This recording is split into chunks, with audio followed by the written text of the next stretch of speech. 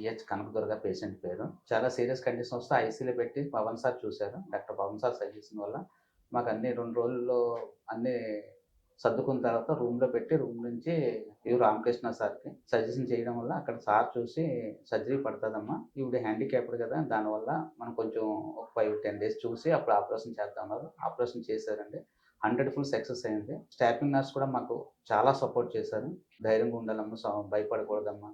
All staff మాకు support చేశారు. ఎంత సపోర్ట్ అంటే కాదు. దానివల్ల మేము చాలా సక్సెస్‌ఫుల్‌గా ట్రీట్మెంట్ జరిగింది గనుక మేము ఈరోజు 100% మళ్ళీ రివ్యూకి రాగలిగామండి. పేషెంట్ కూడా ఇప్పుడు చాలా బాగున్నారు. ఆయన కండిషన్ కూడా చాలా బాగుంది. చాలా బాగుందండి. చాలా నీరసంగా గట్రా ఉండేది.